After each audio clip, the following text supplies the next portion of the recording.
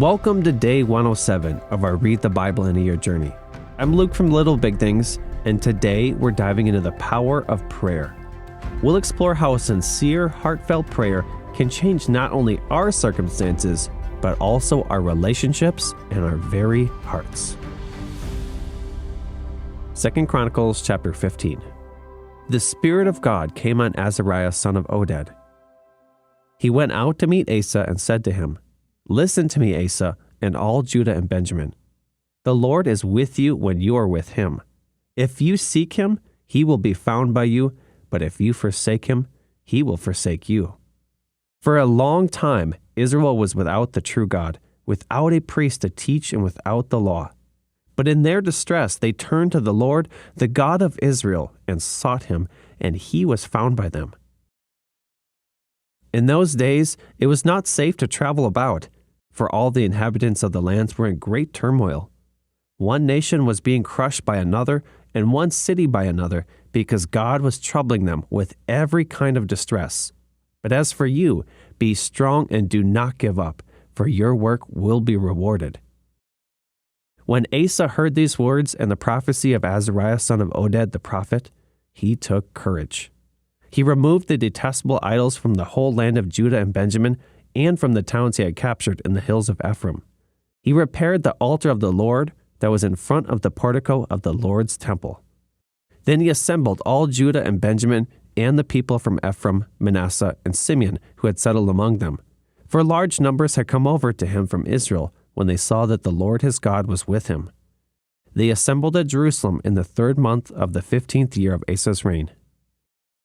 At that time, they sacrificed to the Lord 700 head of cattle and 7,000 sheep and goats from the plunder they had brought back. They entered into a covenant to seek the Lord, the God of their ancestors, with all their heart and soul. All who would not seek the Lord, the God of Israel, were to be put to death, whether small or great, man or woman. They took an oath to the Lord with loud acclamation, with shouting and with trumpets and horns. All Judah rejoiced about the oath because they had sworn it wholeheartedly. They sought God eagerly, and he was found by them. So the Lord gave them rest on every side. King Asa also deposed his grandmother Maacah from her position as queen mother, because she had made a repulsive image for the worship of Asherah. Asa cut it down, broke it up, and burned it in the Kidron Valley. Although he did not remove the high places from Israel, Asa's heart was fully committed to the Lord all his life. He brought into the temple of God the silver and gold and the articles he and his father had dedicated. There was no more war until the 35th year of Asa's reign. 2 Chronicles chapter 16. In the 36th year of Asa's reign, Baasha king of Israel went up against Judah and fortified Ramah to prevent anyone from leaving or entering the territory of Asa king of Judah. Asa then took the silver and gold out of the treasuries of the Lord's temple and of his own palace and sent it to Ben-Hadad, king of Aram, who was ruling in Damascus. "Let there be a treaty between me and you," he said, "as there was between my father and your father. See, I am sending you silver and gold.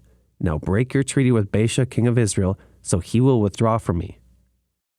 Ben-Hadad agreed with King Asa and sent the commanders of his forces against the towns of Israel. They conquered Ijon, Dan, Abel-Maim, and all the store cities of Naphtali. When Baasha heard this, he stopped building Ramah and abandoned his work.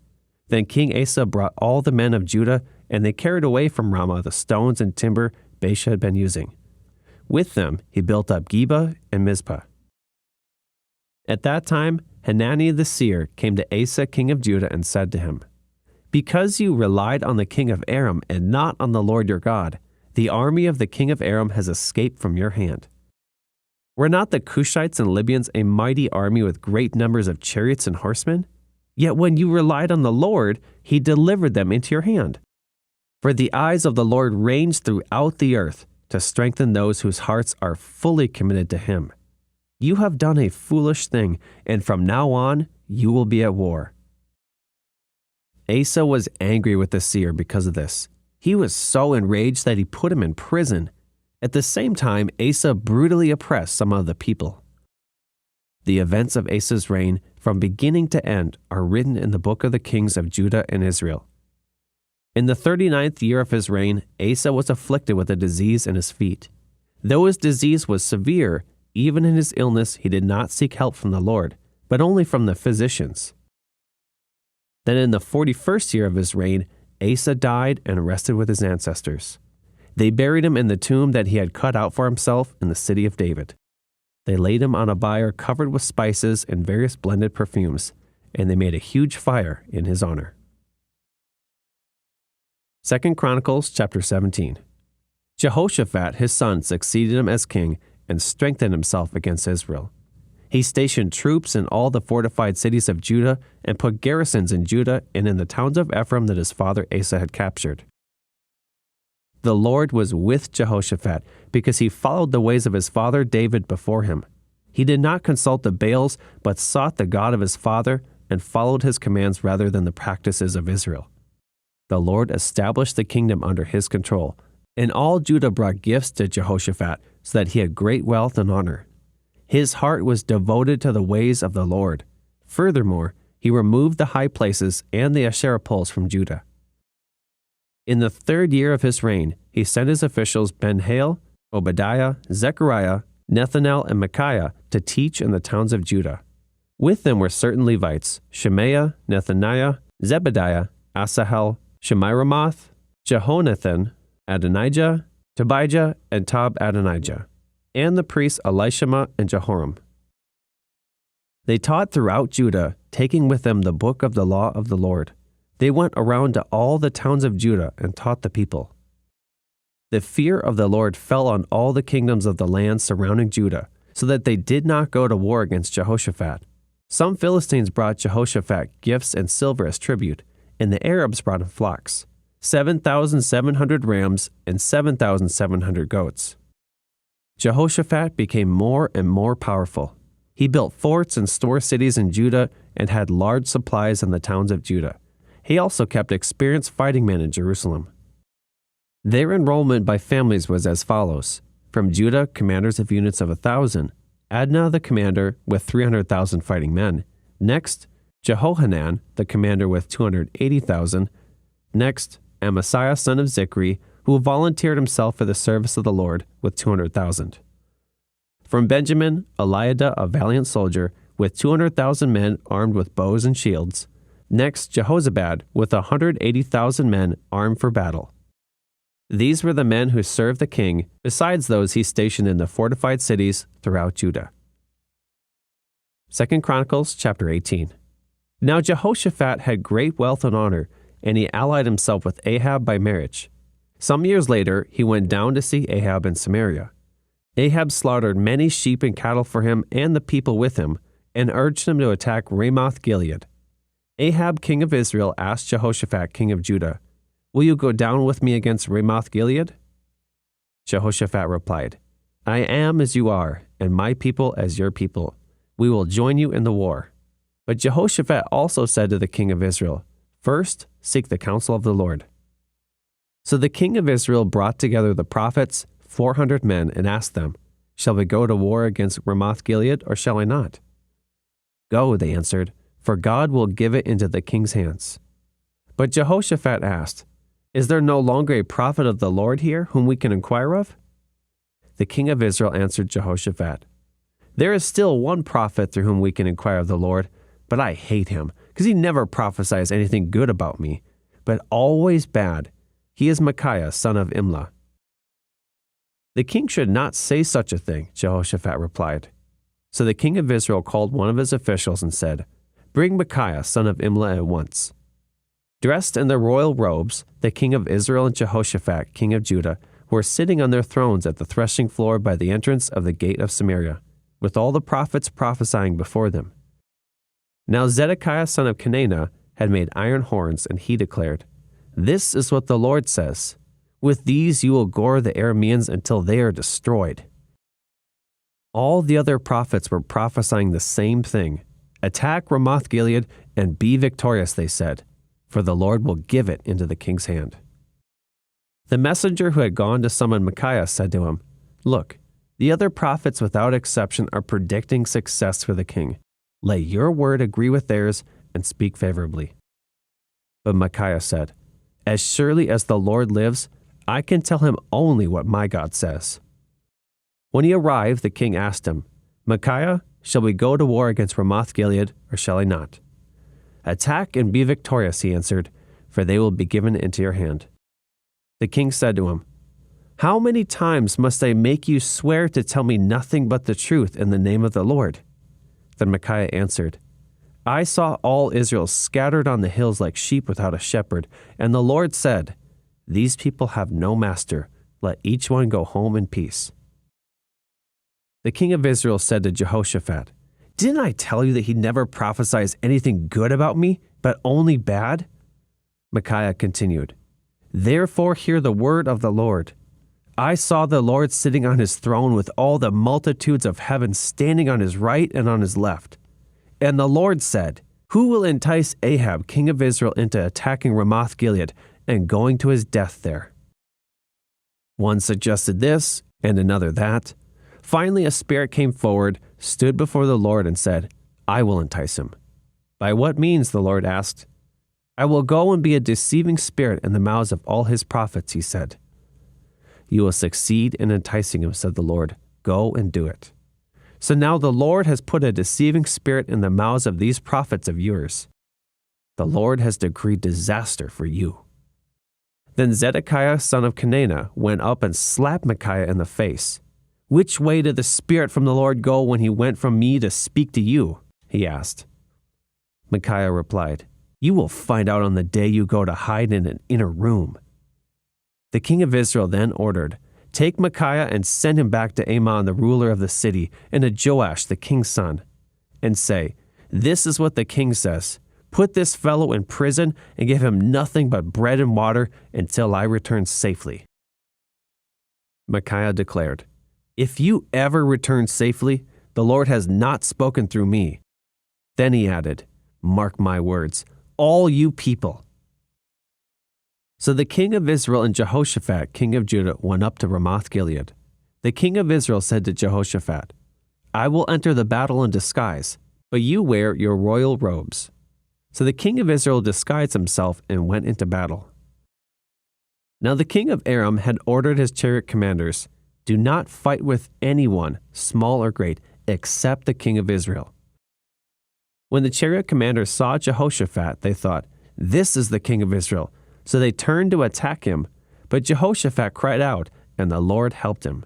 God drew them away from him, for when the chariot commanders saw that he was not the king of Israel, they stopped pursuing him. But someone drew his bow at random and hit the king of Israel between the breastplate and the scale armor. The king told the chariot driver, Wheel around and get me out of the fighting. I've been wounded. All day long the battle raged, and the king of Israel propped himself up in his chariot, facing the Arameans until evening. Then at sunset, he died. Before we dive into our final readings, I encourage you to watch our powerful video, Dear Jesus, Thank You. This short and inspiring video will inspire you to move beyond casual, arm's-length Christianity and embrace the immediacy and intimacy of praying together. Visit myfaithvideos.org to watch and share this encouraging message. Now, let's turn to our final scriptures for today. James 5, verses 13 through 18. Is anyone among you in trouble? Let them pray. Is anyone happy? Let them sing songs of praise. Is anyone among you sick? Let them call the elders of the church to pray over them and anoint them with oil in the name of the Lord. And the prayer offered in faith will make the sick person well. The Lord will raise them up. If they have sinned, they will be forgiven. Therefore, confess your sins to each other and pray for each other so that you may be healed. The prayer of a righteous person is powerful and effective. Elijah was a human being, even as we are. He prayed earnestly that it would not rain, and it did not rain on the land for 3.5 years. Again he prayed, and the heavens gave rain, and the earth produced its crops. Psalm 14. The fool says in his heart, There is no God. They are corrupt, their deeds are vile, there is no one who does good. The Lord looks down from heaven on all mankind to see if there are any who understand, any who seek God. All have turned away, all have become corrupt. There is no one who does good, not even one. Do all these evildoers know nothing? They devour my people as though eating bread. They never call on the Lord. But there they are, overwhelmed with dread, for God is present in the company of the righteous. You evildoers frustrate the plans of the poor, but the Lord is their refuge. Oh, that salvation for Israel would come out of Zion. When the Lord restores his people, let Jacob rejoice and Israel be glad. Our readings today from 2 Chronicles can seem like ancient who cares type of history. But these chapters clearly demonstrate the blessings that come from seeking God and the consequences when we choose to turn away from him. With this in mind, imagine standing beside Elijah as he prays for rain after 3.5 years of drought. James tells us that Elijah was a man just like us, yet his prayer moved heaven and earth. James 5 declares, "The prayer of a righteous person is powerful and effective." When we take these two scriptures and combine them with Psalm 14, we cannot help but see the stark differences between those who reject God and those who trust in him. These passages collectively emphasize the importance of seeking God, the power of righteous living and prayer, and the folly of rejecting God's existence and authority. So how can we apply these timeless truths today? First, we can see a powerful invitation regarding our sincerity to pray to God with honest hearts, acknowledging our need for him. As part of this, we can be mindful and choose to pray together to become even more powerful conduits of his grace. For example, when a friend is hurting, worried, or afraid, instead of saying, "I'll pray for you," why not take a moment right then to pray with someone? This simple act can transform a casual interaction into a sacred moment of connection with God and each other. Second, let's cultivate a habit of immediate prayer. When faced with challenges or joys, our first instinct should be to turn to God.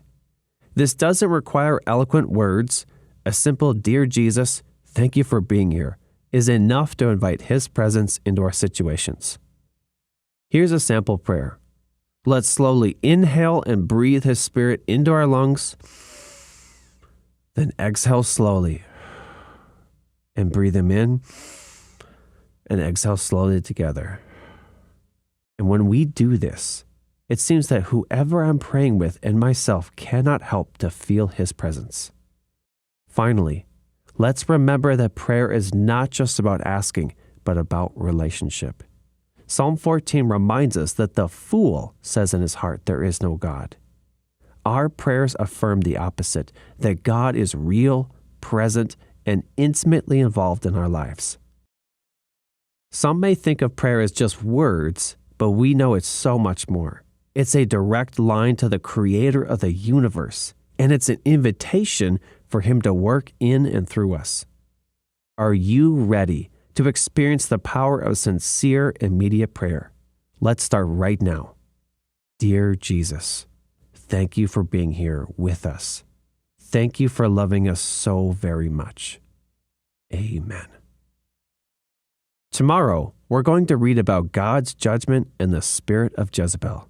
If you want more people to find this podcast, share with a loved one and leave us a like. And if you're new here, be sure to hit the subscribe button.